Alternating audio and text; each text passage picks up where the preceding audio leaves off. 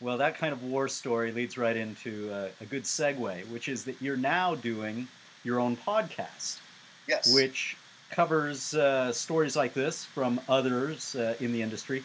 What was the impetus to do this podcast? Well, I am a huge fan of podcasts in general. I listen to them incessantly, and I really love the form, uh, uh, the podcast format of which there is no real format at all. It's any you can do anything you want, and I'm really attracted to that. There's so many great shows of all different kinds. There's high production value shows, This American Life, all the way down to some kid in high school doing it on his laptop in his basement. I mean, it's just everything in between. So and there's no because everyone's self-publishing, and you can do it for a relatively low amount of money depending on the show you're doing. It really democratizes and takes up, much like with Conman and the Indiegogo crowdfunding, that there is not a financial entity or a corporate entity that is telling you what to do. You can make it any length of time you want. You can make it a 10-hour podcast. I wouldn't recommend that, but you can make it a 10-second podcast. No one's going to tell you what to do. The audience will tell you what they like, and they're not shy about doing that, which I love that. I love that the audience kind of says, this is what we want, and then you do that, and you give them what they want. And so huge fan of the forum. And then this past New Year's Eve, my girlfriend Sasha and I we rented a house in Palm Springs and brought our dog and our kitties over, and we're just kind of relaxing and reading books and sitting at the pool and cooking food. And I was listening to podcasts, and I don't know what got into my head, but I thought, maybe some guest had said, I made my podcast because I was inspired by yours, the interview he was doing, and I thought, wow, I should make a podcast. It's that stupid. And I thought, well, if I was going to actually do it, what would I do that's different than the million that are out there? And I realized that I have, I work in the film industry. That's not terribly, unique or anything, but I work in the business. I meet constantly people who have incredible stories about, how they got to where they're at. I mean, I mentioned Key Grips earlier. You might meet a Key Grip on a music video, and he used to be a Navy SEAL, but then he when he got out of the military, he needed to start painting, and so he painted for a while. And then suddenly he was walking down the street and he saw a movie production, and that's how I got in the film business. Everyone has these weird, circuitous, unique stories, and it's a real hard business to get into in the first place. And so I thought, okay, I know all these like super cool people who have amazing stories that no one knows about, they trust me enough to get them to come over to the house for a couple hours. And maybe that's something that's maybe a hole that hasn't been filled in the world is just to hear, the title of the show is Best Job Ever. And not to say that we have the only best jobs ever, but we all feel like we have the best job ever, from the person who does the catering on the set to the sound recordist to the DP to the director to the actors. It's a hard business, and you can get paid well in it, but there are no guarantees. Every job ends within a couple months, and then you're unemployed again. I mean, it's a very tenuous position you put yourself in to get into this business. And so you really have to love it. It's not for a lot of people think they want to do it. They try it out and they realize this is miserable. Like I never see my family or friends, and I'm not making any good money, and I'm tired all the time. I mean, it's kind of like joining the circus. That people compare it to circus life quite a bit, and it's actually a bit true. So we all have this deep, passionate love for our jobs, and I just wanted to share those individual stories with everybody, because there's it's not just film students, but it's maybe people who are just looking to hear about inspiration for, maybe they've always wanted to become a biologist or have always wanted to be in the circus or something, but they're in this other job, and they want to hear and get inspired by people's stories of how they went from here to here to here to here and ended up in this place where they're living their dream.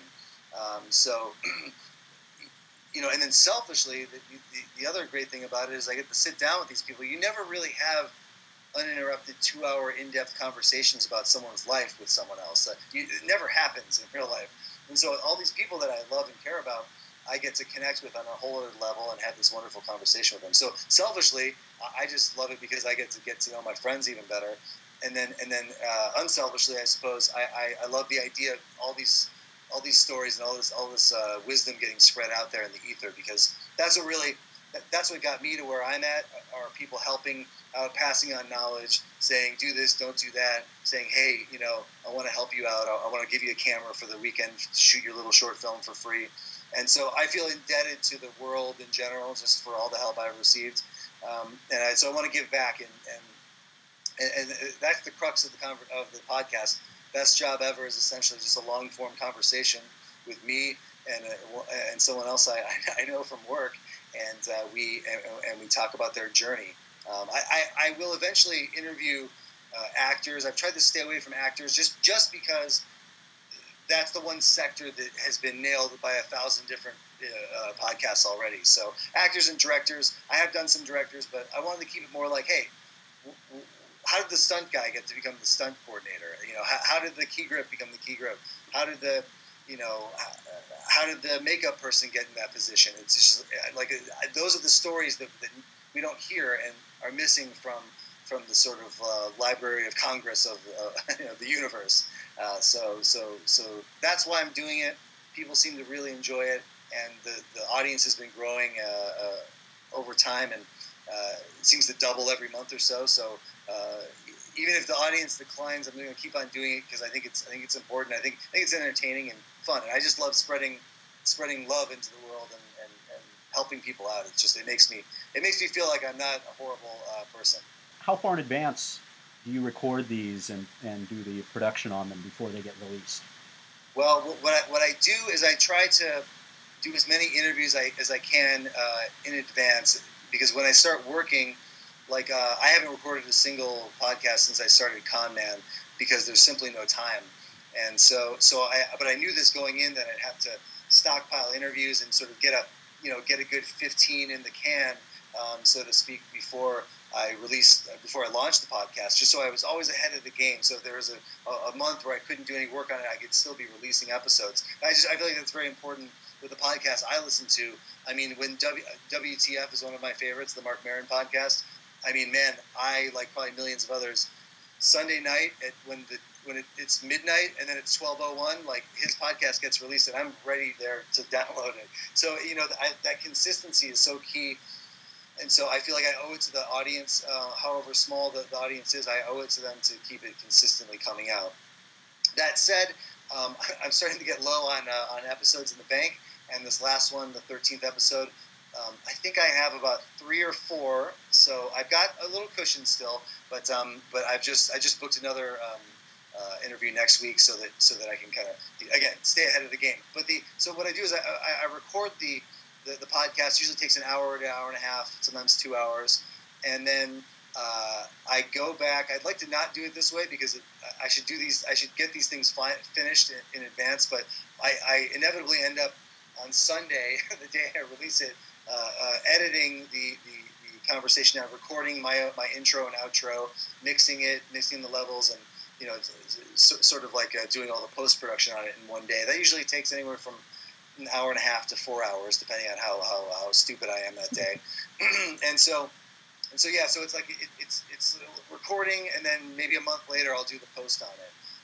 And like I say, I'd like to one day get maybe take a couple of days and just fully complete a chunk of episodes, but that seems to be my flow. And it always helps to have a deadline. Deadlines always help you get things done. So the freelance world is, you sort of become zen about it after a while.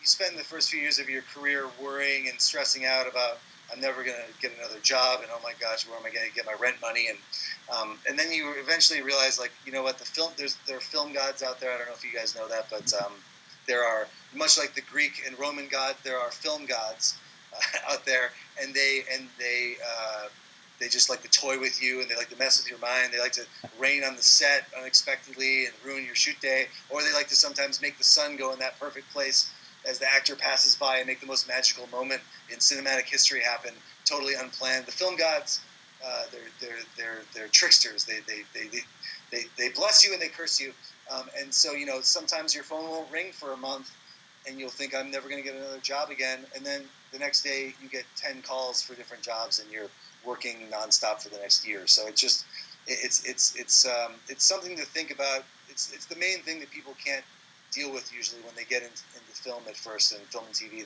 They realize, I can't deal with this unexpected paycheck and no health insurance, and it's like, I get paid great on one job and I get paid below minimum wage on another. I mean, it's a tough life, but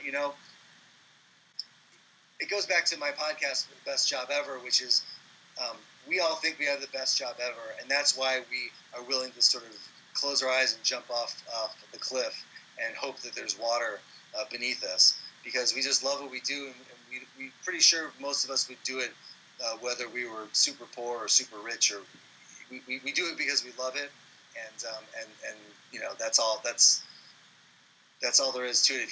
If you love what you do and you go there whether you're paid or not, then I suppose you're in the right job.